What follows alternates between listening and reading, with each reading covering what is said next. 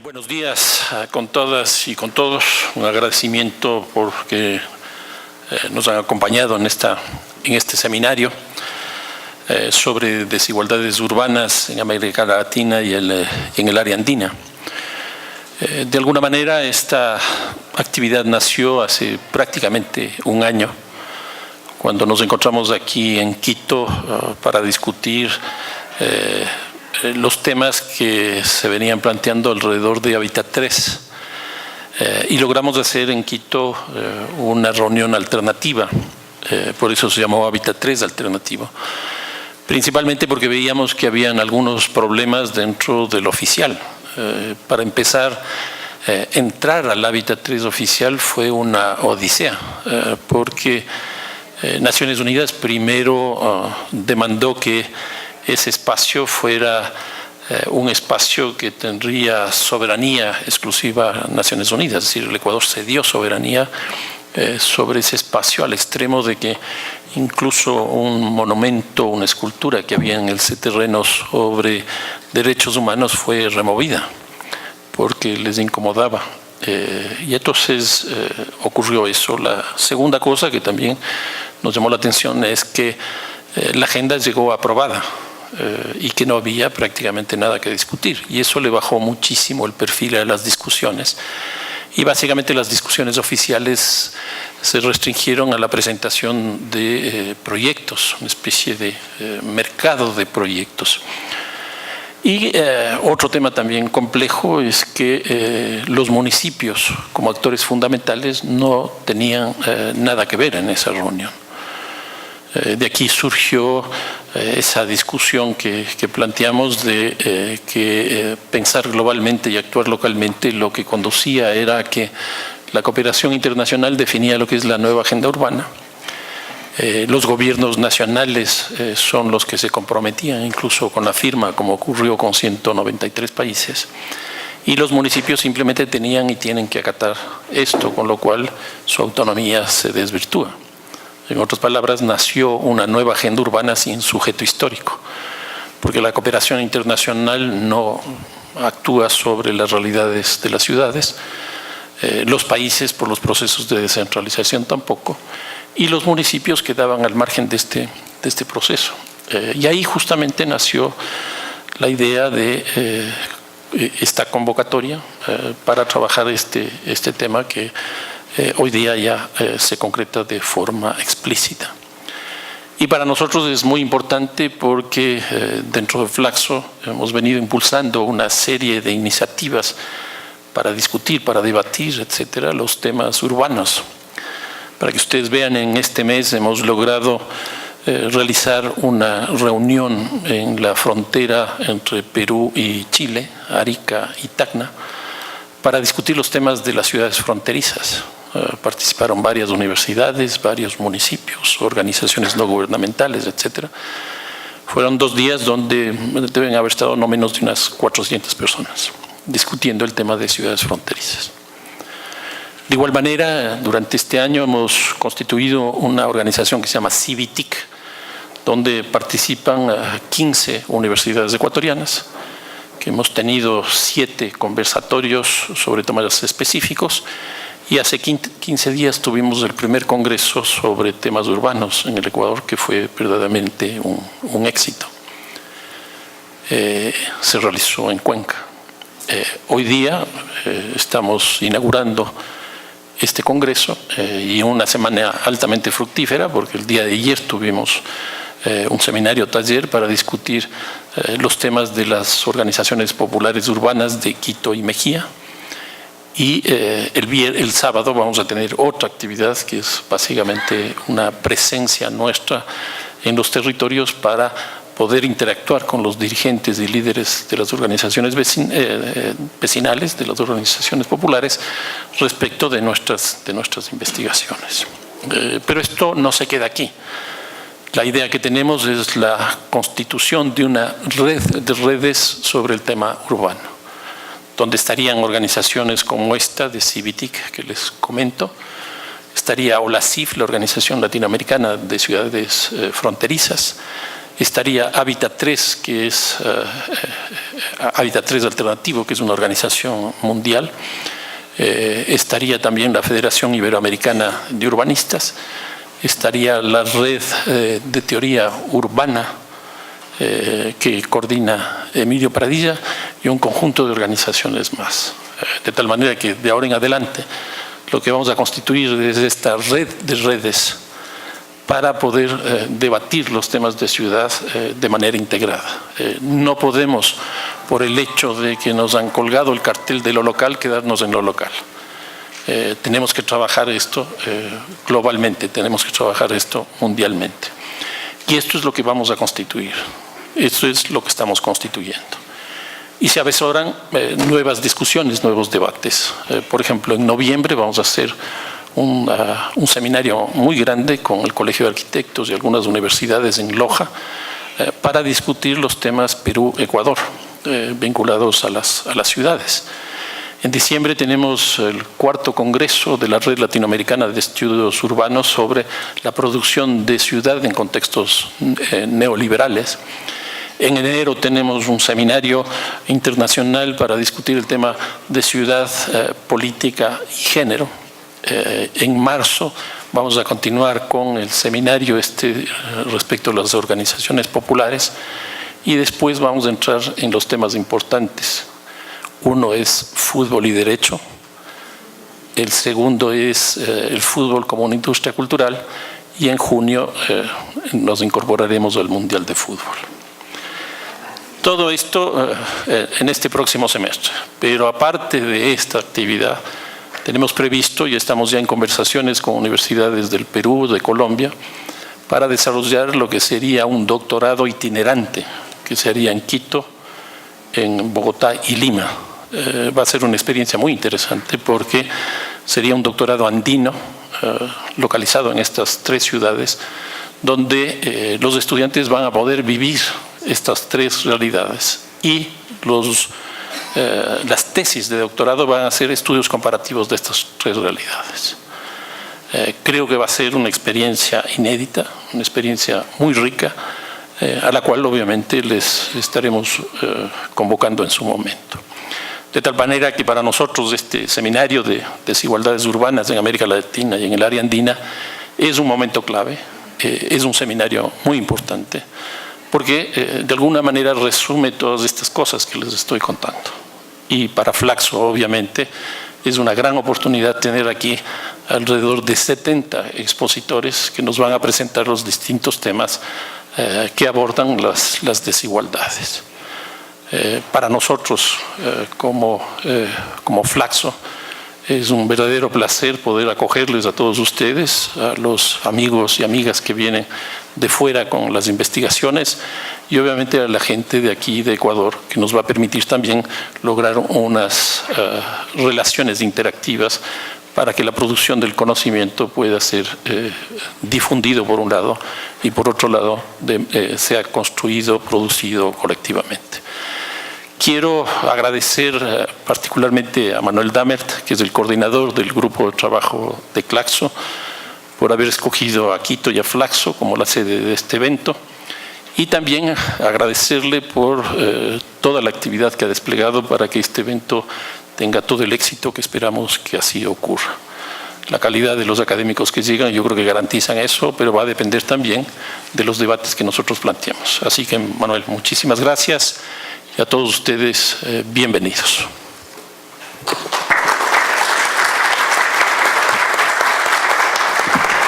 Seguimos con las palabras de Alfonso Maroto de la Universidad Católica de Santiago de Guayaquil.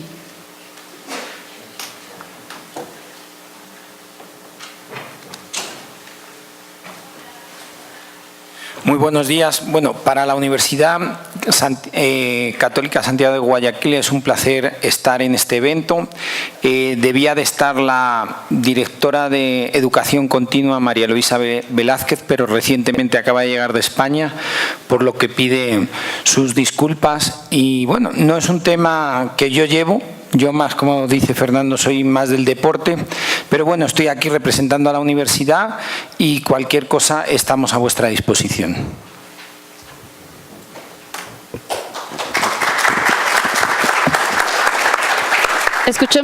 Escuchemos ahora a Jeremy Robert del Instituto Francés de Estudios Andinos, IFEA. Muchas gracias. Buenos días a todos. Gracias por su asistencia. Gracias, Fernando, por tus primeras palabras. Bueno, yo quiero volver también un poco sobre la historia de este evento. Iría un poco más atrás, creo, al 2014, donde se organizó con un grupo de trabajo sobre derecho a la ciudad un evento en Lima, en el cual se empezó a armar unas redes en la región andina sobre temas urbanos, en el cual participó el IFEA y varios de ustedes e instituciones presentes. El IFEA es el Instituto Francés de Estudios Andinos. Nosotros dependemos del Ministerio de Asuntos Exteriores y del CNRS con misión de hacer colaboración científica en los países andinos. En particular, uno de los temas que nos interesa son los temas urbanos. Somos también parte de una red francesa que contribuye no solo al IFEA, también está el CEMCA, que es nuestro homólogo en América Central, va a venir también investigadores de allá, y el IRD, que es el Instituto Francés de Investigación para el Desarrollo, como un conjunto de instituciones que buscan impulsar este debate.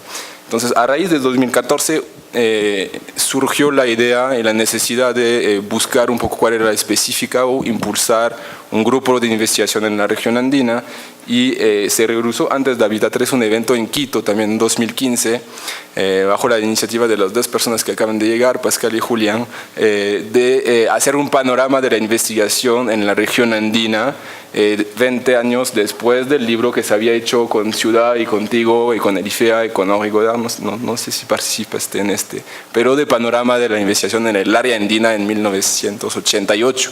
Y entonces reunimos varios investigadores de los 4 países, de universidades que buscaron recompilar información, y en un año se hizo un gran trabajo para publicar un libro y presentarlo en Habitat 3, donde hubo otra reunión donde surgió al final los temas del seminario actual, que dijimos, a partir de este libro hay una serie de investigaciones, hay una serie de temas grandes que nos interesa, y en particular ha sido los temas de espacios públicos, de ciudad intermedia y de servicios de infraestructura, que nos convoca esos 3 días de evento.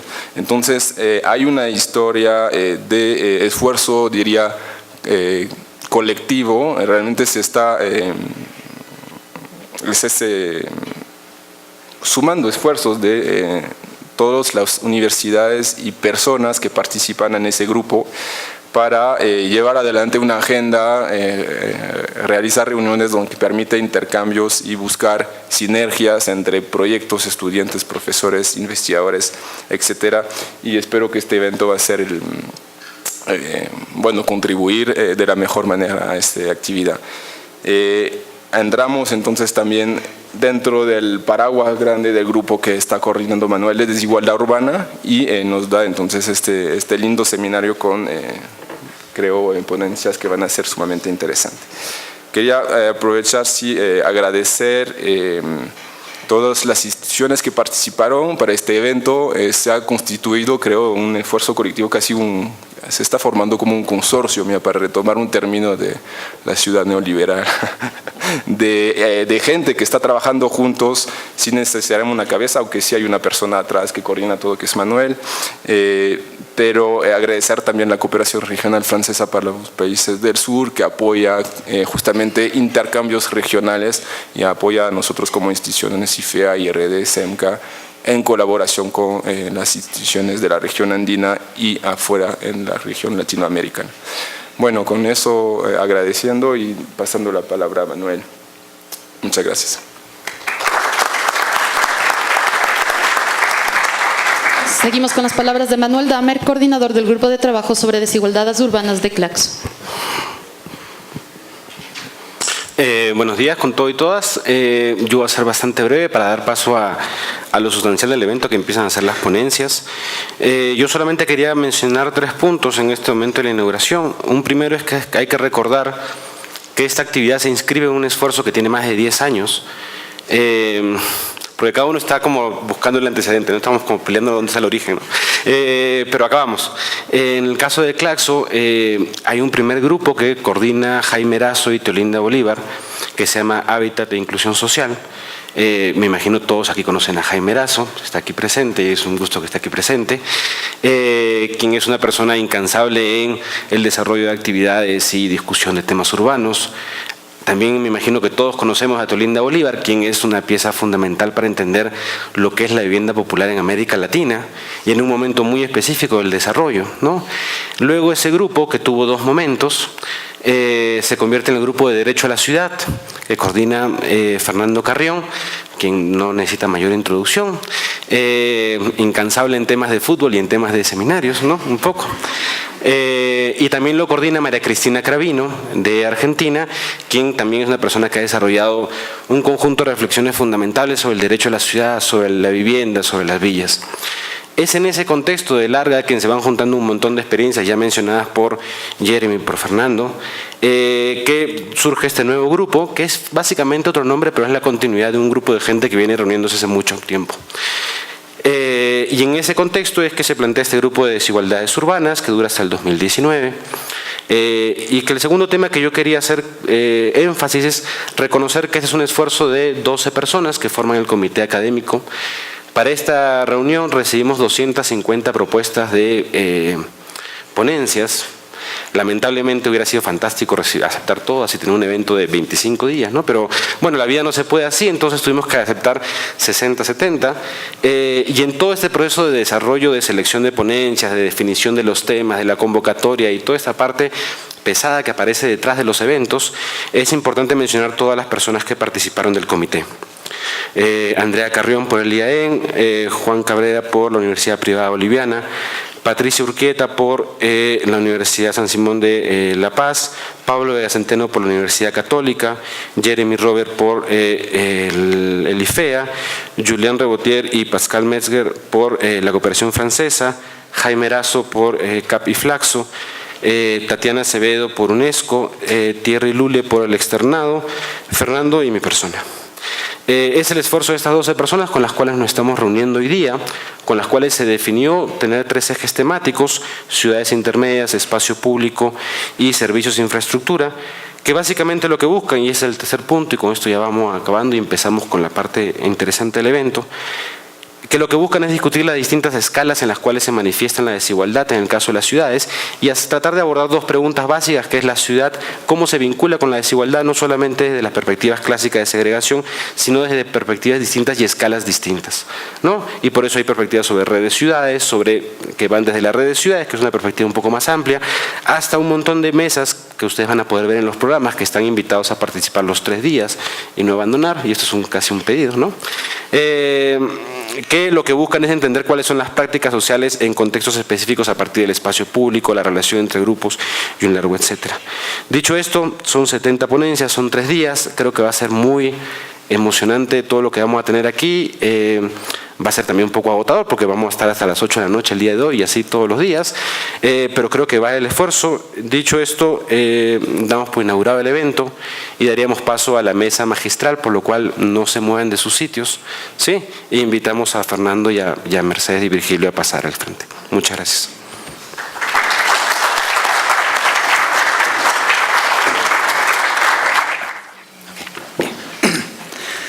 Bien.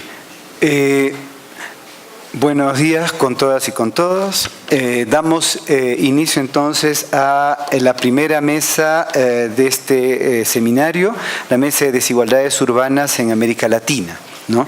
Como dijo Manuel, arrancamos con la mesa magistral, de alguna manera nos va a tender la mesa para todo el trabajo que vamos a tener estos 3 días.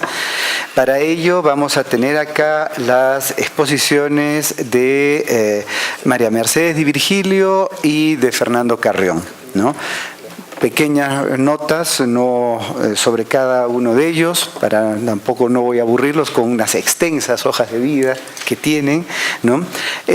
María Mercedes es doctora en Ciencias Sociales por la Universidad de Buenos Aires, investigadora adjunta del CONICET, ¿no? Con sede en el Instituto de Investigaciones Gino Germani, y es profesora adjunta regular en metodología de investigación en la Facultad de Ciencias Sociales de la Universidad de Buenos Aires, ¿no? Como dije, tiene una vasta experiencia, ahí nomás lo vamos a dejar, y tampoco los voy a aburrir con las presentaciones. Creo que Manuel ya hizo una síntesis bastante buena de Fernando. En todo caso, académico del Departamento de Estudios Políticos de Flaxo, presidente de la Organización Latinoamericana del Caribe de Centros Históricos Solachi, ¿no? Ha hecho estudios de arquitectura y magíster, estudios, es una eminencia en estudios de desarrollo urbano regional en América Latina. Bien, la mecánica va a ser la siguiente. Vamos a tener 30 minutos para cada uno de los expositores y les voy a dar un margen de 5 minutos de tolerancia que con suerte no utilizarán, ¿no? ¿Ya? Y con suerte, ¿no? Y luego, ¿no? Según, de acuerdo al tiempo, vamos a dar un espacio para algunas preguntas de ustedes, ¿no? Y un espacio para las réplicas, las respuestas que puedan tener, ¿ya? Bien, entonces le doy la palabra a María Mercedes, ¿no? Para iniciar esta exposición. Bueno, hola, ¿se escucha? ¿No?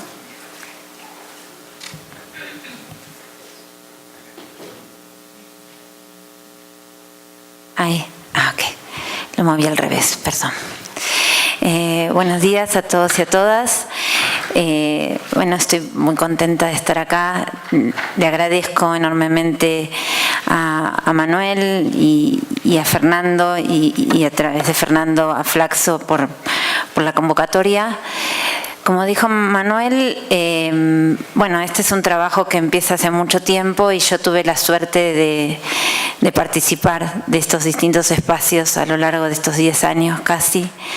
Así que venir acá y compartir el trabajo con ustedes es como estar entre amigos, ¿no? Porque siempre me siento muy, muy contenta y muy cómoda acá en Flaxo, Quito. Así que, les voy a compartir algunos resultados de una investigación que estamos llevando adelante con otro colega. O sea, lo que yo voy a presentar acá no es exclusivamente mío, sino que es una coproducción mía y de Mariano Perelman, que es un colega argentino con quien venimos pensando el tema de las desigualdades urbanas, ¿no? Con Mariano nos empezamos a preocupar hace ya bastante tiempo por esto que llamamos la dimensión territorial de las desigualdades, ¿no?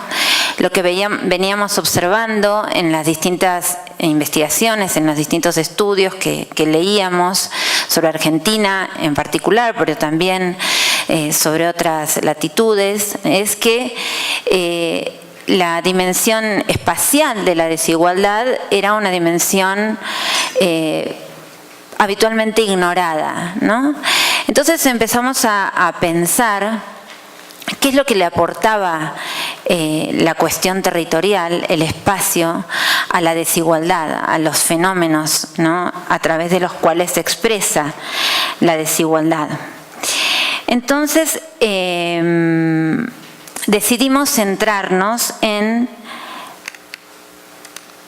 No sé dónde tengo que apuntar. No. Decidimos centrarnos en las dinámicas territoriales que se expresan en parte en los modos conflictivos de construcción y apropiación del espacio urbano. Para eso, para poder dar cuenta de estas dinámicas territoriales que de alguna manera nos permitían entender cómo se expresaban los conflictos por la apropiación del espacio urbano, nos centramos en tres postales. ¿Cuáles son esas tres? No voy a entender dónde tengo que apuntar. Ahí. Las tres postales en las que nos centramos tienen que ver una con la toma de lo que se conoce como el Parque Indoamericano en la ciudad de Buenos Aires, Es un área verde de la zona sur de la ciudad que en el año 2010 fue escenario de un intento de toma, ¿no? Que duró un escaso tiempo, pero que mostró con claridad, con bastante claridad, los conflictos por el habitar en la ciudad de Buenos Aires. La segunda postal, el segundo escenario, tiene que ver con los cartoneros, ¿sí? Con los recicladores urbanos, ¿sí? Que circulan por la ciudad de Buenos Aires en busca de residuos. Y la tercera tiene que ver con las personas en situación de calle. ¿Por qué elegimos estas tres postales? Que no son postales, sino que son prácticas espaciales, ¿sí? Son formas de practicar el espacio urbano.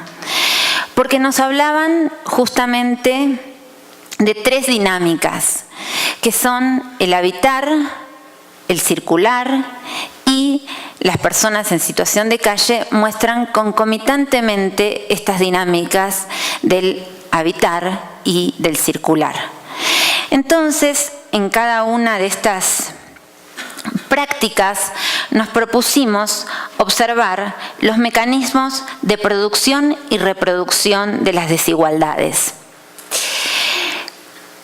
¿Cómo entendemos, cómo empezamos a conceptualizar las desigualdades, en particular las desigualdades socioterritoriales? La primera cuestión que empezamos a advertir es que las desigualdades se construyen sobre soportes materiales y soportes simbólicos, ¿no?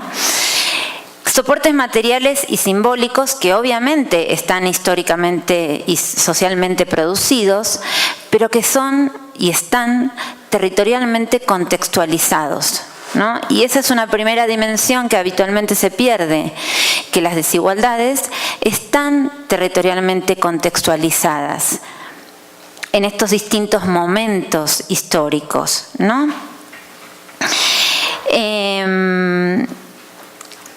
La otra cuestión que levantamos es que en las sociedades capitalistas las desigualdades tienen dos mecanismos básicos, ¿no? A través, digamos, hay dos estructuras de reproducción y de producción de las desigualdades. Una es claramente la estructura de clases, ¿no? Que es la estructura que organiza nuestras sociedades, pero también la estructura urbana, ¿no? Que se constituye también en uno de los marcos de disputa, ¿no? Y que muchas veces olvidamos u omitimos, y en ese sentido es que empezamos a pensar que las desigualdades se alimentan, ¿no? En esta doble estructuración, ¿no? De clases, pero también territorial. Y que estas estructuras urbanas, que esta estructura territorial, en parte expresa las desigualdades, pero también las alimenta, ¿no? También las alimenta. Y las alimenta en una doble vertiente. Las alimenta en tanto territorios fijos, ¿sí? Pero también las alimenta en tanto territorios móviles. O sea, las alimenta en tanto, por ejemplo, la vivienda expresa una forma o formas de apropiación de la ciudad y de producción de la experiencia urbana, ¿no? Como anclaje territorial, pero también las formas en que circulamos por la ciudad, los recorridos que construimos, ¿no? En la ciudad, la forma en que practicamos esa ciudad también nos habla de las desigualdades. Entonces es en este marco que elegimos dar cuenta o mirar, poner el foco sobre estas prácticas espaciales, ¿no? Sobre estas tres situaciones del habitar, del circular y del habitar concomitantemente con el circular, a partir de analizar, bueno, estas tres postales, como les decía al principio.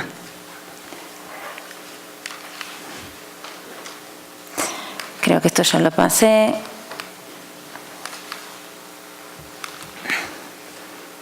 Estos también.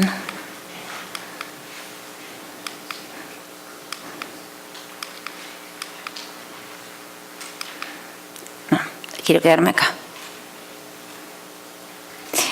Bueno, el Parque Indoamericano. Voy a ser breve, tratando de estar bien con los tiempos. ¿Cuánto tiempo tengo? Ah, perfecto, estoy bárbaro. Bueno, el Parque Indoamericano. El Parque Indoamericano, la toma del Parque Indoamericano ocurre en el año 2010. El Parque Indoamericano está situado en la zona sur de la ciudad de Buenos Aires, en el barrio de Villa Soldati. Es la zona de más reciente urbanización de la ciudad de Buenos Aires, ¿sí? La zona se urbaniza a posteriori de los años 1960 y el parque se emplaza en un área muy paradigmática de la ciudad, ¿no? La zona, el lugar donde está emplazado el Parque Indoamericano era antiguamente la quema municipal, ¿sí? El basurero municipal. Fue el basurero municipal hasta el año 1977. ¿Sí?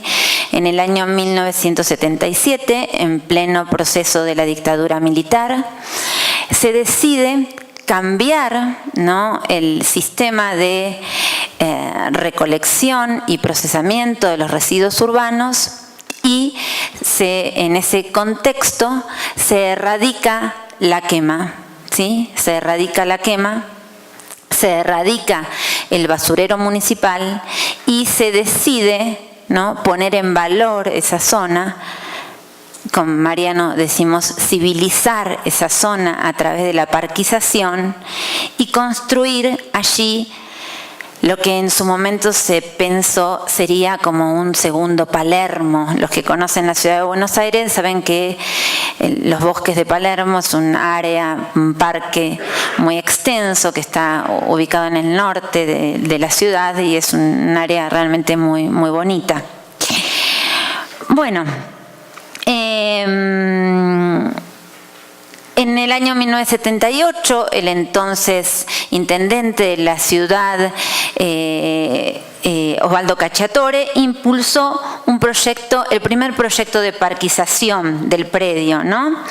La construcción de un parque de diversiones y también de un área de preservación ambiental, un zoológico, un parque temático, ¿no? Sin embargo, en ese momento solo se inauguró el parque de diversiones, ¿no? La historia del Parque Indoamericano es así, es una historia siempre inconclusa, ¿no? En el año 1995 se inaugura lo que recién en el año 1995, casi 20 años después, se inaugura lo que se conoce actualmente como Parque Indoamericano, ¿no? Y esta zona de la ciudad, este parque, fue incluido en los planos municipales recién en el año 1999. O sea que es de relativa reciente constitución, ¿sí?, el parque. En el año 2006 aparece otro hito en la zona, que es la inauguración del Paseo de los Derechos Humanos para conmemorar a las víctimas del terrorismo de Estado, ¿no? Pero que, como gran parte del predio en estos distintos momentos, nuevamente a posteriori queda nuevamente descuidado, ¿no? hasta que llega en el año 2007 la Corporación Sur, que es un organismo que depende del gobierno de la Ciudad de Buenos Aires y que empieza a desarrollar en el área una serie de infraestructuras con la intención de nuevamente volver a parquizar y a poner en valor esta zona de la ciudad. Bueno, es en este escenario, ¿sí?, de proyectos inconclusos que se produce en el año 2010 la toma del Parque Indoamericano. Es una toma que duró muy poco tiempo, duró escasos 3 días, pero que fue sumamente conflictiva, ¿no? Se produjeron muchas rencillas entre los ocupantes y las fuerzas de seguridad. El conflicto terminó con una enorme cantidad de heridos, ¿no?, de personas hospitalizadas y además con 3 muertos, 3 víctimas fatales. ¿Por qué elegimos esta postal, esta situación, este acontecimiento? Porque puso en evidencia con claridad cuáles eran las formas legítimas de habitar en la ciudad de Buenos Aires, ¿no? Por supuesto que la toma de tierras en la ciudad de Buenos Aires no es una cosa nueva, ¿no? De hecho, las villas, que son las formas que asumen las tomas de tierra en la ciudad de Buenos Aires como fenómeno, existen en la ciudad desde principios del siglo XX, ¿sí? Los primeros registros datan desde el año 1936, ¿sí? Sin embargo,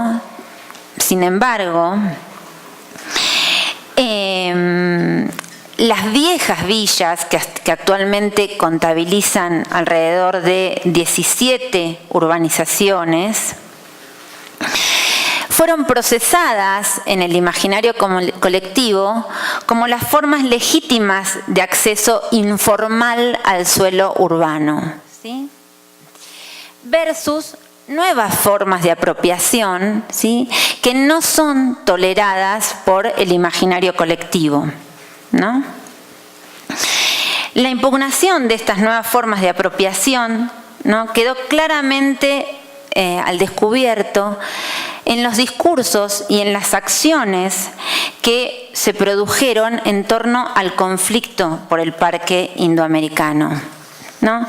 Me llamó la atención que ayer Fernando Carrión, en su presentación en este seminario al que hacía referencia, que ocurrió, ¿no?, con la coordinación de Jaime Erazo, planteaba que en las ciudades de América Latina se había llegado al fin de las grandes tomas, ¿no?, que ya ese fenómeno no estaba presente en nuestras ciudades.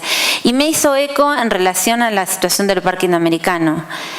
Efectivamente, la situación del Parque Indoamericano planteó que las grandes tomas, como acontecimiento, como forma, como posibilidad de acceso a la ciudad de Buenos Aires, habían llegado a su fin. Como posibilidad de acceso informal, ¿no?, como posibilidad de acceso a través de mecanismos que vulneran, ¿no?, el Instituto de la Propiedad Privada y que vulneran al mercado como el mecanismo legítimo de acceso a la vivienda, ¿no? La otra cuestión que permitió observar el conflicto del Parque Indoamericano fue la polarización, ¿no?, de los actores que intervenían en estos enfrentamientos, ¿no? Por un lado, discursivamente, el conflicto se presentó en términos absolutamente binarios, ¿no? Eran los vecinos versus los ocupantes, los nativos frente a los extranjeros que venían a ocupar estas tierras, los trabajadores, ¿no?, frente a los ocupantes, ¿sí? no se pudo de alguna manera mostrar la heterogeneidad de los colectivos que estaban por detrás del proceso de toma. No se pudo reconstruir las situaciones estructurales que de alguna manera permitían entender el porqué de la toma, ¿no? Simplemente para mencionarles, el déficit habitacional en la ciudad de Buenos Aires alcanza 142.924 hogares. Eso representa unos 500.000 personas, el 16% de la población de la ciudad, ¿no?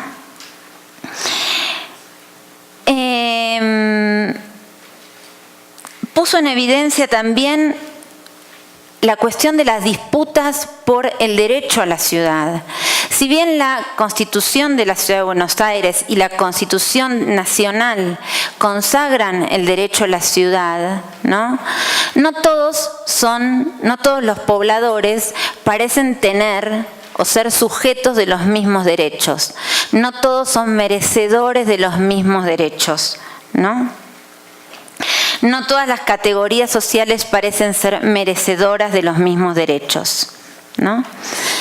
Entonces, por eso nos parecía interesante recuperar este conflicto, porque tanto por la dimensión material, en tanto expresa, ¿no?, la crisis de la vivienda en la ciudad de Buenos Aires, una crisis que a este punto ya es una situación estructural, ¿sí?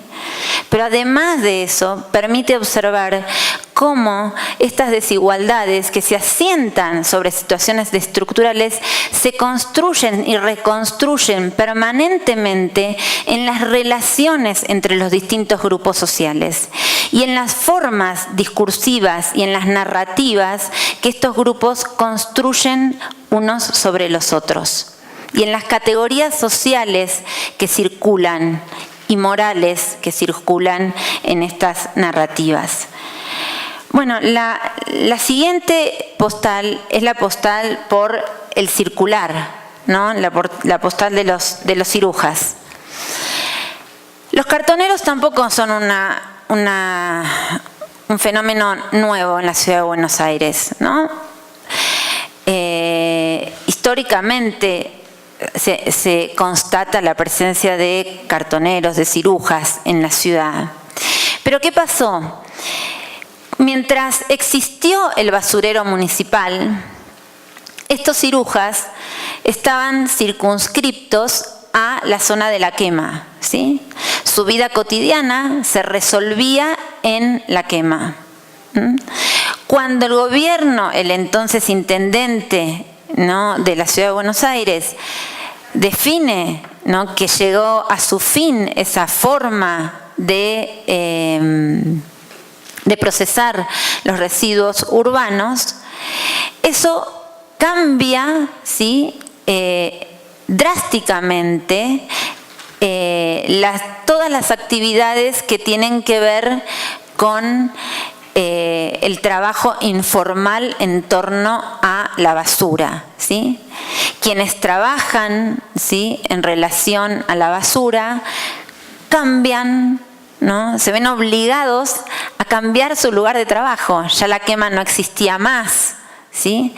Entonces, el lugar de reproducción de la vida cotidiana ya no va a estar circunscripto al sur de la ciudad, a un área que estaba absolutamente de espaldas y que no eufemísticamente, sino literalmente era el basurero municipal, ¿sí? Sino que estas personas van a empezar a circular por las áreas centrales de la ciudad en búsqueda de ese recurso que es la basura. Y justamente, ¿dónde está la basura? ¿Dónde está, entre comillas, la mejor basura? La mejor basura está en los lugares, en los barrios donde se localizan los sectores medios y medios altos. Entonces, el circular de estos cartoneros, ¿no?, por los barrios de clases medias y medias altas de la ciudad de Buenos Aires, le puso fin al mito de que la ciudad de Buenos Aires era una ciudad blanca, limpia y sobre todo sin pobreza. Los cartoneros significaron que aún en los barrios de clases medias y medias altas, la pobreza estaba en la puerta de nuestras casas. Y empezaron a generarse una enorme cantidad de situaciones y de conflictos en torno a estos recolectores que iban a buscar, que trabajaban, ¿no? que trabajan, ¿no? en los distintos barrios de la ciudad de Buenos Aires. Y lo que empezamos, Mariano tiene una extensa trayectoria en el trabajo con los recicladores y justamente a partir de acompañar sus recorridos y demás, lo que pudo observar y lo que se puede observar básicamente es que en estos recorridos los recicladores permanentemente están negociando, ¿no? con los vecinos las formas a partir de las cuales se apropian del espacio urbano y las formas en las que construyen su actividad como una actividad legítima. Obviamente que son visualizados como un grupo social estigmatizado, ¿no? Eso es por definición, porque son un otro diferente. Pero en estas interacciones, ¿sí? se redefinen los términos, ¿no? del estigma, ¿no? En estas interacciones se redefinen qué es y qué no es una forma legítima de ganarse la vida. ¿Qué es y qué no es una forma legítima de transitar por la ciudad? Y el último de las postales es la postal de las personas en situación de calle. ¿Por qué nos interesó focalizarnos en esta postal? No solo por el dramatismo que expresa en sí misma, sino también porque, a diferencia de lo que ocurre con los cartoneros, las personas en situación de calle no solo usan el espacio público, el espacio urbano, para generarse recursos, sino que la calle es su hábitat, ¿sí? La calle es el lugar en el que viven, ¿no? Es el lugar en donde vivir. Y esto nos parecía que le daba como otra característica, no era el circular solamente, ¿no? Era el circular y el habitar. En el caso de las personas en situación de calle también está esta paradoja, que la mayor parte, ¿no? de las personas en situación de calle se concentran en la zona central de la ciudad, en las áreas centrales de la ciudad. En general también en las áreas en donde se producen y se concentran la mayor riqueza de la ciudad, justamente porque es allí donde se pueden obtener la mayor cantidad de recursos. Pero no solamente porque allí se pueden obtener la mayor cantidad de recursos, sino porque también en estas áreas centrales de la ciudad se concentran los servicios, ¿no? Paradores, hogares de tránsito, merenderos, comedores, ¿no? que colaboran en la reproducción de la vida cotidiana de estos sectores sociales, ¿no? Entonces, justamente nos parecía que esta era como otra cuestión, ¿no? Otra cara de las desigualdades, ¿no? Cómo en las áreas de la ciudad donde se concentra la mayor riqueza, concomitantemente allí también vemos las expresiones más dramáticas de la pobreza y de la marginalidad.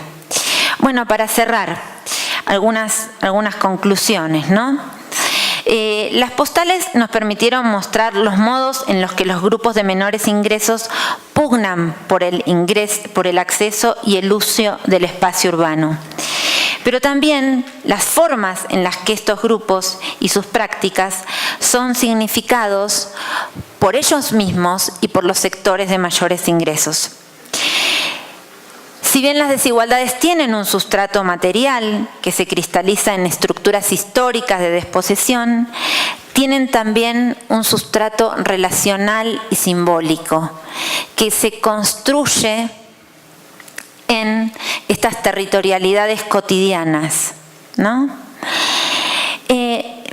La otra cuestión que nos permite observar o que nos permiten observar estas postales es que en la construcción de las desigualdades intervienen distintas temporalidades. Intervienen problemas estructurales y también intervienen construcciones subjetivas y cotidianas de esos problemas, ¿no? Intervienen las formas en las que cotidianamente se practican esas situaciones, ¿no? O esas desposesiones.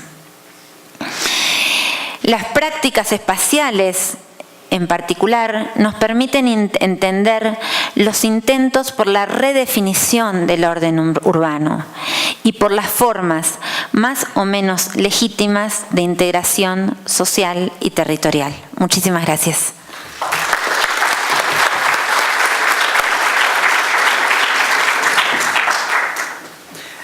Agradecemos a María Mercedes su fiel respeto al tiempo, ¿no? Ahora damos la palabra a Fernando.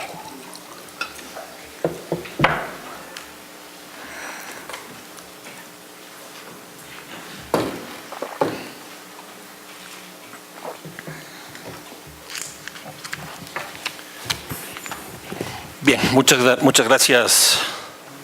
Muchas gracias, Pablo, por la moderación. Sí, lo que voy a presentar es lo que aparece con el nombre en la imagen, el oleaje de la desigualdad urbana en el Distrito Metropolitano de Quito. Y básicamente van a ser alrededor de unas 5 o 6 ideas que creo que pueden ser interesantes principalmente para debatir, para discutir. Una primera que me parece que es clave es hacer una diferenciación entre pobreza y desigualdad. La pobreza se le entiende mucho más como un atributo y la desigualdad como una relación. Y me parece que es un punto de partida importante porque en general las políticas públicas nacionales atacan la pobreza y poco el tema de la desigualdad. Y cuando se territorializa tanto la pobreza como la desigualdad, el problema de la desigualdad es mucho más complicado. Y aquí por lo menos hay 3 dimensiones que me parece que son importantes para ver esta diferencia. La una es la diferencia en términos del ingreso, mientras la pobreza se vincula al ingreso medio y en algunos casos, por ejemplo, el Banco Mundial establece la pobreza con una cantidad de recursos específicos por día de promedio. En el caso de la desigualdad es principalmente la distribución del ingreso. Aquí ustedes ven 2 esquemas vinculados al ingreso totalmente diferentes. Una segunda que me parece que también es importante, y esta es una definición de la CEPAL, es el caso de los servicios. La CEPAL define la pobreza principalmente por el no acceso a los servicios, es decir, a las necesidades básicas insatisfechas, y la desigualdad más bien está vinculada a la calidad, es decir, aquí es mejor que acá. Y la tercera, que es lo que ha estado entrando lo que entra en este último tiempo con más fuerza, es la que se refiere al espacio. En este caso está por un lado la pobreza vinculada a la localización y la desigualdad, y aquí viene la definición de Bernardo Secchi, que me parece que es la que más aporta en ese sentido, estaría vinculada a la injusticia espacial. Son 2 realidades totalmente distintas, pobreza y desigualdad, pero obviamente tienen relación. También quisiera plantear 4 formas de desigualdad, si se quiere, en términos del espacio por estos 4 ámbitos. Uno primero que me parece que es importante es el de la urbanización. Si nosotros vemos simplemente la concentración de población que existe en el Ecuador, nos vamos a dar cuenta que hay 2 ciudades que concentran la mayor cantidad de población. En otras palabras, el 0.9% de las ciudades tienen el 33% de la población del Ecuador. Básicamente, Quito, Guayaquil. Y la diferencia con la tercera, cuarta ciudad es muy distinta. El tema de la primacía urbana aquí se expresa muy claramente. Un segundo ámbito que me parece que también vale la pena para el análisis de la desigualdad son las relaciones entre las ciudades o las relaciones interurbanas. Y aquí, según los estudios que se han hecho aquí en el país, se puede llegar a la conclusión de que las ciudades pequeñas son mucho más pobres en términos de ingresos y las grandes son mucho más desiguales. En otras palabras, las ciudades medias y pequeñas son relativamente más homogéneas que las grandes. Y las grandes son definitivamente mucho más desiguales. Un tercer ámbito que me parece también importante es la relación entre campo y ciudad. Aquí hay una proximidad entre las ciudades pequeñas con el campo porque la pobreza está mayormente concentrada en el campo. El campo es básicamente un ámbito de la pobreza. Pero ¿qué es lo que ocurre? Hay mayor cantidad de pobres en la ciudad, simplemente por las características del proceso de urbanización. A mayor concentración de población, obviamente que la pobreza va a estar mayormente también concentrada. La pobreza en el campo está vinculada principalmente a la alimentación y a los ingresos, que es lo más bajo de ingresos está en el campo. Y en las ciudades principalmente al acceso a las necesidades básicas insatisfechas. Esto se refiere a vivienda, infraestructura, servicios. Y el cuarto ámbito es al interior de la ciudad, lo intraurbano. Y entonces aquí las desigualdades son evidentes y se expresan principalmente a través de las 3 categorías con que clásicamente se ha trabajado esto, que es la fragmentación, la segregación y la segmentación.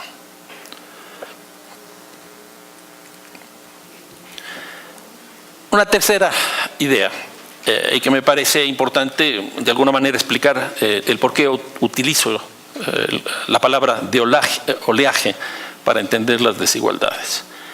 Y esto básicamente porque al ponerme a preparar la ponencia me di cuenta que hay distintos momentos en la historia de Quito donde la segregación, la fragmentación, o en otras palabras, la desigualdad en el territorio tiene formas totalmente diferentes, va cambiando. Y se ve claramente que la desigualdad espacial no es un reflejo de la pobreza ni de la desigualdad social exclusivamente. Que hay una autonomía relativa que introduce el territorio. Eso que se decía antes, dime dónde vives y te diré quién eres, o en función del lugar que tú vives, yo sé cuánto ganas, me parece que eso no corresponde a estas alturas del desarrollo urbano, al menos de Quito. Yo creo que la variable territorial introduce unos elementos en la desigualdad que antes no se consideraban. ¿Y por qué esto? Porque la ciudad por sí misma produce desigualdad. Y aquí me sumo básicamente los trabajos de Bernardo Secchi, que es el que trabaja esta idea.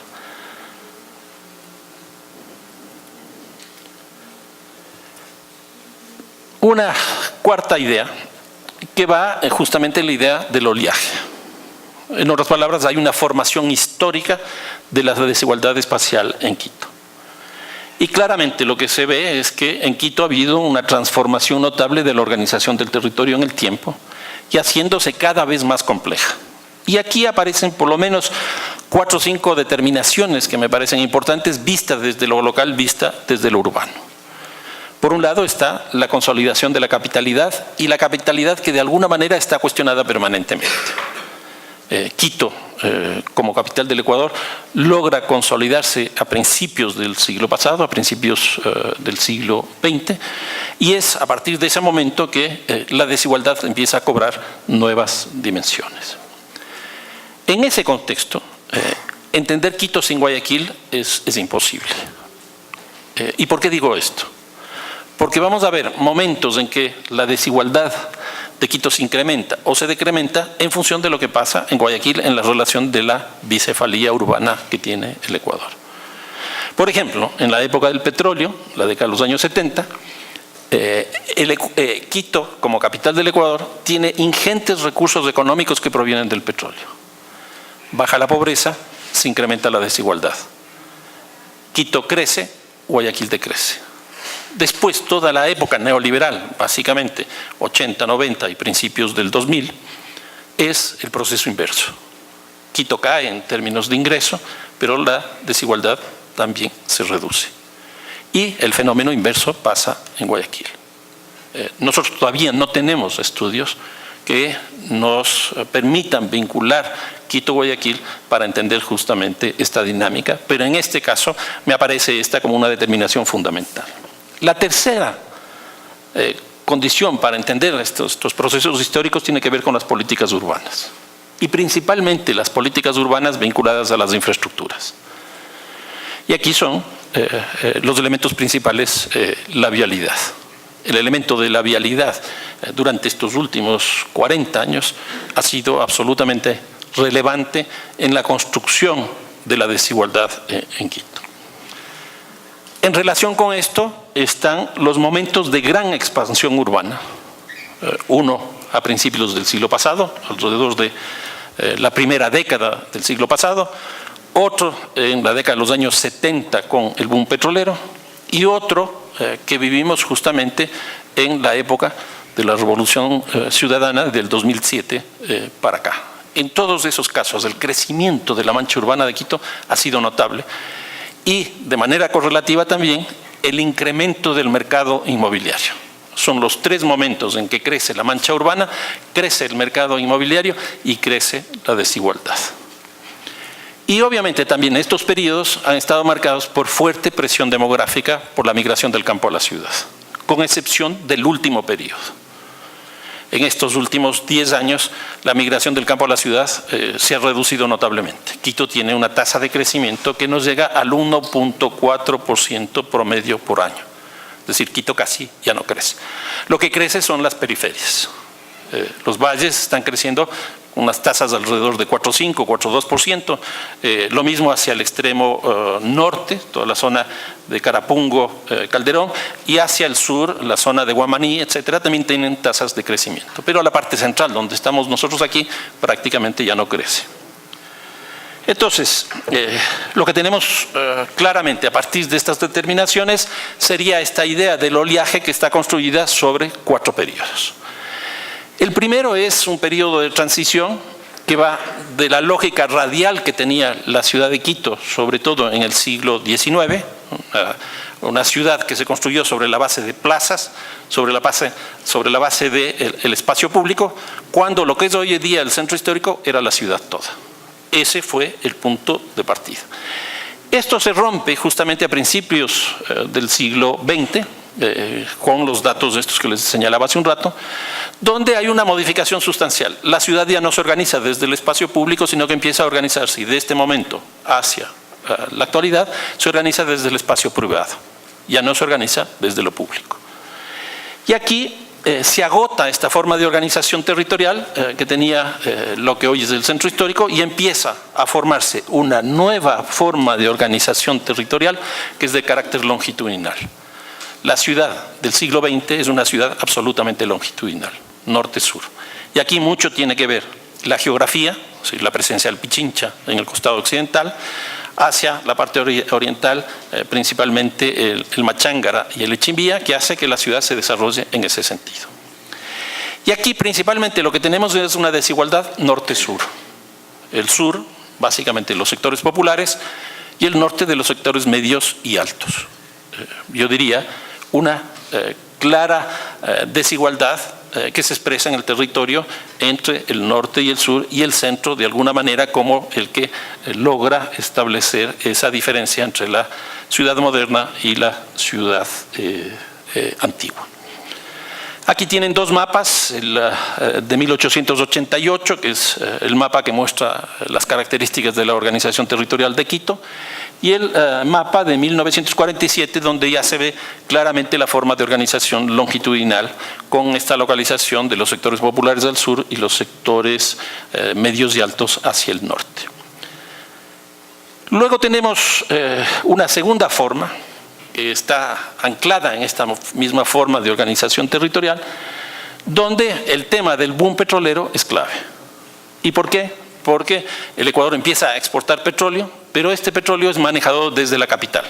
Ustedes recordarán o habrán leído las políticas nacionalistas que se implantaron, porque se nacionalizó el petróleo, ese petróleo fue manejado por el Estado tiene su asiento en la capital, en Quito. Y entonces aquí empieza a crecer con mucha fuerza el espacio y empieza Quito a convertirse en un centro de atracción migratorio hacia la ciudad.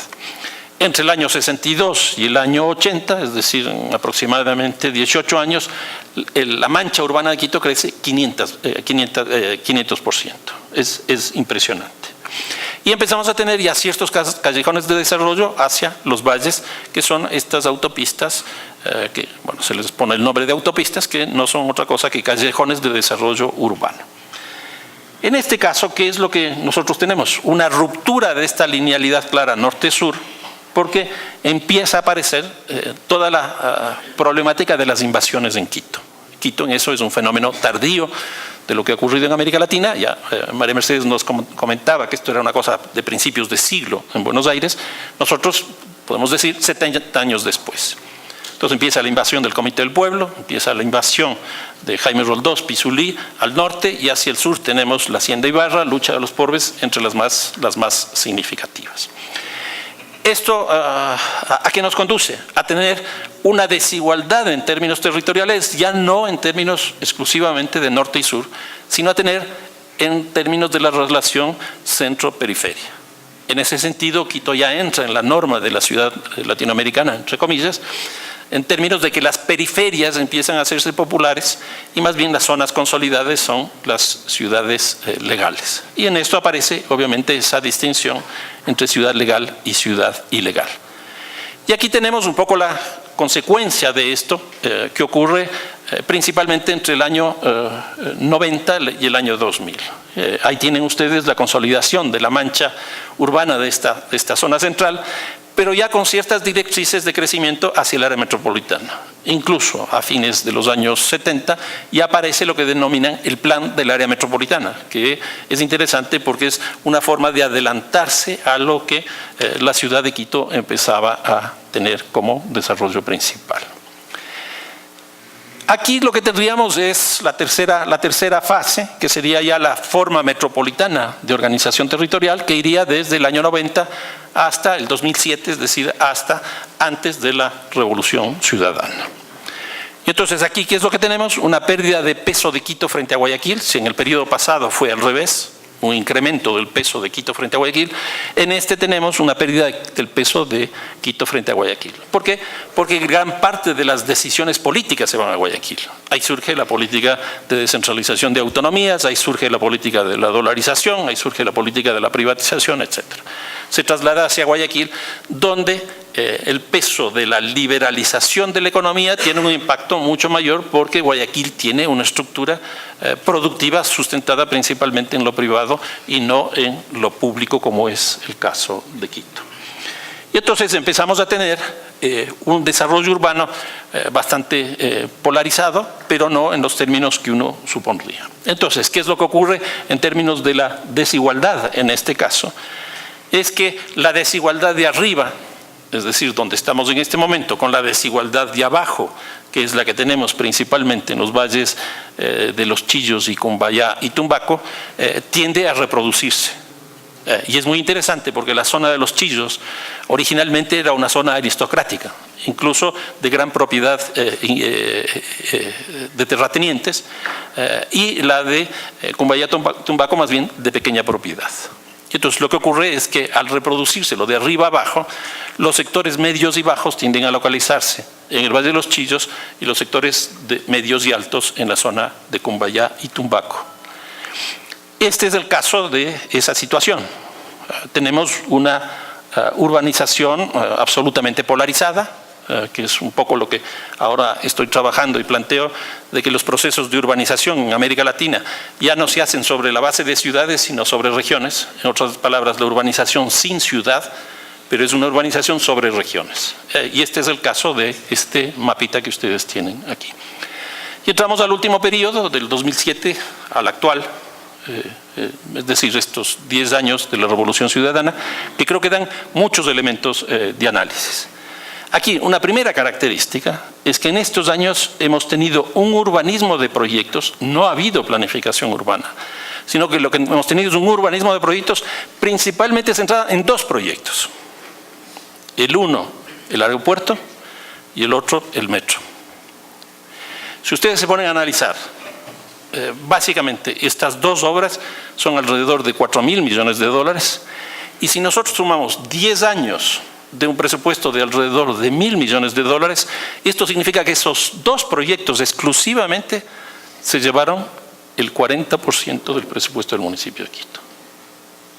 Es impresionante. ¿Qué significa esto? Que este urbanismo de proyectos lo que hizo fue privilegiar la movilidad, la vialidad, tanto aérea como terrestre, el metro y el aeropuerto. Y esto ha generado un proceso de expansión sin precedentes en la historia de Quito. Si ustedes ven el impacto y el efecto que ha generado el aeropuerto en estos últimos 4 años exclusivamente, es de una magnitud sin precedentes. Los precios del suelo ahí se han elevado 10, 15, 20 veces de lo que costaba antes del aeropuerto. Y eso que ya empezó a elevarse el precio por la simple expectativa de que eso se construya. Y no solo eso que ocurrió en la zona de Cumbaya y Tumbaco con el aeropuerto nuevo, sino lo que ocurrió con el aeropuerto viejo. Ustedes saben, ahí se aprobó una ordenanza mediante la cual se podía construir en altura hasta 30 pisos, pero sobre la base de un área de 1 hectárea. ¿Qué es lo que ocurre? La zona alrededor del viejo aeropuerto es una zona que está constituida por una propiedad inmobiliaria pequeña y mediana, que para poder construir en altura lo que se ha producido y se está produciendo son dos fenómenos: concentración de la propiedad y un crecimiento espectacular del precio del suelo. Y aquí se planteó, y se sigue planteando, contra la ciudad difusa, la ciudad compacta, cuando yo creo que ese es un falso dilema, sobre todo por las características de la urbanización sin ciudad que hoy día existe. ¿Qué es lo que ha ocurrido? Así como creció la ciudad en términos horizontales, también creció en términos verticales, con una gran diferencia. El crecimiento vertical no está asociado en ninguna ciudad del mundo a los sectores populares. La diferencia social, la desigualdad social creció. Ahora, ¿qué es lo que nosotros tenemos? Una fragmentación, una desigualdad del territorio dentro de Quito en este periodo que se expresa en la longitudinalidad que antes teníamos norte-sur, en la reproducción de lo de arriba abajo, que es el periodo anterior, y en este caso, con la desigualdad que se produce en toda esta área metropolitana o en toda esta región a la cual ya se han adherido el municipio de Mejía, el municipio de Rumiñahui y probablemente también el municipio de Cayambe. Este es el caso del aeropuerto. Ahí tienen ustedes esa distancia de 14 kilómetros del un lado al otro y lo que esto produjo. Este es un mapa muy interesante. Este nos muestra justamente las características de la desigualdad. La desigualdad se está yendo hacia el oriente, se está yendo hacia los valles circundantes. Pero ya no con la característica de esta centroperiferia, que era lo que ocurría antes, sino a través de una forma absolutamente difusa. Si antes era muy claro, el norte, medios y altos, el sur, sectores medios bajos, después entre el centro y la periferia, después lo de arriba y lo de abajo, hoy día tenemos una cosa terriblemente compleja. La desigualdad en Quito se ha hecho mucho más compleja. Aquí tiene, por ejemplo, un gráfico de cómo ha crecido Quito y cómo ha crecido toda la zona esta de los valles. Desgraciadamente estos son datos del censo del 2010, es decir, aquí no se mide el tema del aeropuerto. Pero aquí se ve claramente cómo los valles están creciendo, la ciudad de Quito baja de población y el distrito metropolitano se mantiene. Aquí, ¿qué es lo que vemos en términos del censo del 2010? La zona de la Villa Flora, la zona del centro histórico y la zona de la Mariscal Sucre pierden población. Pero son los 3 lugares principales de concentración de la demanda del transporte. ¿Por qué? Porque lo que ocurrió es que se perdió la función residencial y se incrementó la función laboral. Hoy día esos ya no son centros residenciales, sino centros de trabajo. La gentrificación no existe ahí, porque el concepto de gentrificación, al menos históricamente, cuando nace en Londres, en Inglaterra, era la elitización del espacio por parte de sectores de altos ingresos. Aquí lo que se produce es un cambio de uso de suelos, que si uno quisiera, en términos de vacilar un poco, en vez de gentrificación, habría que decir butiquización, que es totalmente distinto. No es un recambio de población, sino es un recambio de población que sale por nuevas actividades que generan empleo, que empiezan a entrar. Este es el caso de las zonas urbanas consolidadas. Aquí vemos norte-sur, centro-periferia, que se ve claramente, y ya empieza a ver la parte de abajo antes del 2007. Estos son precios del suelo relativamente actuales, y aquí vamos viendo cómo los precios del suelo de los sectores de altos ingresos empiezan a concentrarse en determinados lugares y los precios bajos del suelo también empiezan a localizarse en esos lugares. Aquí tienen claramente hacia la parte sur de Quito, tanto arriba como abajo, los precios más bajos de la ciudad. Esto que les decía, que se reproduce lo de arriba, abajo. Pero también tenemos en la zona de Cumbayá y Tumbaco como a los alrededores de las zonas consolidadas empiezan a haber precios bajos, que son principalmente los precios donde se localizan los sectores de bajos ingresos. Finalmente, como conclusiones. Una primera conclusión respecto a la estructura urbana que me parece que vale la pena señalar. Hemos pasado por 3 formas de organización territorial, cada una de las cuales tiene desigualdades específicas. La ciudad anterior al siglo XXI fue una ciudad radial concéntrica, la ciudad del siglo XX fue una ciudad longitudinal y la ciudad del siglo XX va a ser esta urbanización regional poco clara, que incorpora Machachi, Los Chillos, Cumbayá, Tumbaco, la mitad del mundo, Calderón, etc. Quito es una especie de una mano este rato. En cada una de estas fases tenemos una forma específica de localización del mundo de lo popular, que establece justamente estas grandes desigualdades. El sur, principalmente, luego en las periferias y después ya en la zona metropolitana en la parte de abajo. En otras palabras, la segregación urbana es hoy día mucho más compleja y tiene mucho más componentes de las que tenía antes. Creo que en temas de estructura urbana también hay que trabajar mucho lo que significa la expansión y la renovación urbana, y sobre todo esta lógica de lo vertical y lo horizontal. Y creo que aquí estamos cayendo en una falsa dicotomía en términos de la ciudad compacta y la ciudad dispersa. Esta es una idea que surgió desde Europa, y mucha gente se ha ido a Europa, mucha gente lee los textos de Europa, mucha gente estudia en Europa, y eso nos está llegando, y creo que es una característica que no corresponde a lo que ocurre en América Latina y mucho menos de lo que ocurre con el Ecuador. Lo mismo pasa con el concepto de gentrificación. El concepto de gentrificación llega a América Latina y aquí, y llega desde Inglaterra, se asienta aquí y le empezamos a dar cualquier interpretación. Cualquier cambio que existe en la ciudad es gentrificación. Creo que es interesante entender que el espacio urbano termina dominando a los sectores populares. ¿Por qué? Porque la ciudad es una realidad que produce desigualdad. Y si nosotros no modificamos esa lógica, esta desigualdad va a seguir creciendo. Y en el caso de Quito en particular, sin duda que la producción de desigualdad viene por la producción de infraestructura, que es fundamentalmente la política pública que maneja el municipio. Luego tenemos el tema de la fragmentación, que sería una segunda conclusión. El Distrito Metropolitano de Quito es un mosaico de espacios discontinuos. Y en esto tampoco hay mucha diferencia, por ejemplo, de lo que plantea Manuel Castells. Manuel Castells plantea que una ciudad es una constelación de espacios discontinuos. A la larga, eso es hoy día una ciudad. Pero es una cosa interesante, y aquí sigo a Saskia Sassen. Ella dice que el norte de las ciudades del sur se vinculan con las ciudades del norte. Entonces, ¿qué es lo que está ocurriendo hoy día con el proceso de globalización de las ciudades, la internacionalización, mundialización de las ciudades? Es que solo ciertas partes de las ciudades terminan articulándose a los grandes centros políticos, económicos, comerciales del mundo. Con lo cual, la desigualdad ya no es solo intraurbana, sino la desigualdad también es interurbana. Y mucho más aquellos países como el nuestro, donde la migración del campo a la ciudad desapareció prácticamente y tenemos la migración internacional.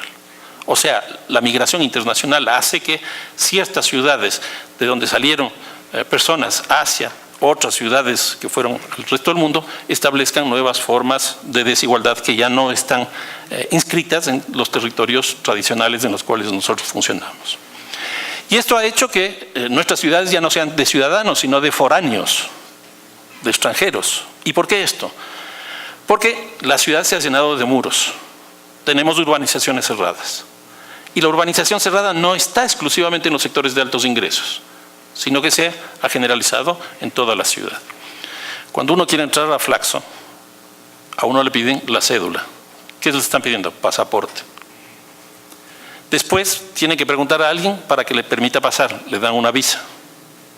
Y después pasa por un pórtico o por cacheo, dependiendo de la institución, y le dicen pase. ¿Qué significa eso? Pasa por la aduana. Y eso vemos en edificios y eso vemos en espacios. Y esto ha conducido a una violencia discriminatoria muy fuerte que Quito no tenía. Y una violencia discriminatoria que surge también no solo por la migración de población que sale de Quito, sino por la migración que llega a Quito. Por ejemplo, cubanos, haitianos, venezolanos, colombianos. He visto encuestas que se han hecho respecto del tema del racismo. El 52% de la población no quiere vivir al lado de haitianos. El 48% no quiere vivir al lado de colombianos. Y así sucesivamente. Y esto creo que es una constante hoy día en América Latina, porque América Latina se especializó en exportar población. Hoy día recibe. El caso de Buenos Aires, por ejemplo, hay una población muy grande hoy día de haitianos que trabajan en las calles. En Santiago, peruanos. En Santiago también, bolivianos. Que es algo absolutamente nuevo que nos está mostrando nuevas formas de desigualdad. Y aquí viene una conclusión, y con esto termino, que me parece clave. La discusión de las conclusiones alrededor de lo público. ¿Por qué esto? Primero, porque la relación Quito-Guayaquil nos está mostrando que es necesario estudiar lo público para entender las desigualdades entre ciudades o la articulación entre ciudades. Momentos que tiene más peso lo público, Quito se beneficia, pero la desigualdad incrementa. Momentos en que lo privado tiene más peso, Guayaquil se beneficia y la desigualdad en Guayaquil crece. Creo que hay que estudiar la vinculación en función de lo público de Quito y Guayaquil. Una segunda consideración vinculada a lo público es que la presencia de lo público per se no reduce la desigualdad, ni tampoco el incremento de lo público garantiza la disminución de la desigualdad. ¿Y por qué digo esto? Porque si bien en el Ecuador hubo el retorno de lo público, la impresión que yo tengo es que ese retorno de lo público lo que hizo fue consolidar la ciudad del mercado. Cuando se invierten 4.000 millones de dólares en 2 proyectos, y esos 2 proyectos no son capaces de reducir la desigualdad, aquí hay un tema profundo a discutir. Y creo que una de las cosas más importantes es que no podemos caer en el urbanismo de proyectos, que es la lógica neoliberal del desarrollo de las ciudades en el mundo. Hay que hacer planificación, pero cierta. Hay que hacer una planificación, como decimos aquí, de veras. Y una cosa que es fundamental, se tiene que tener políticas concertadas entre gobierno local y nacional. No políticas de imposición de lo nacional en lo local, sino concertadas. Porque mientras las políticas nacionales de reducción de la pobreza y la desigualdad están principalmente vinculadas al ingreso, o podríamos decir al coeficiente de Gini para ser más específicos, en el caso de las políticas locales están mucho más directamente vinculadas a las desigualdades territoriales, a las desigualdades espaciales. ¿Y por qué digo esto? Porque efectivamente en el Ecuador se redujeron notablemente las desigualdades, se redujo la pobreza, pero la desigualdad territorial no. ¿Por qué? Porque no hubo una correspondencia entre la política nacional con la política local, sino más bien hubo una política de imposición de lo uno hacia lo otro. Y con eso termino. Muchas gracias.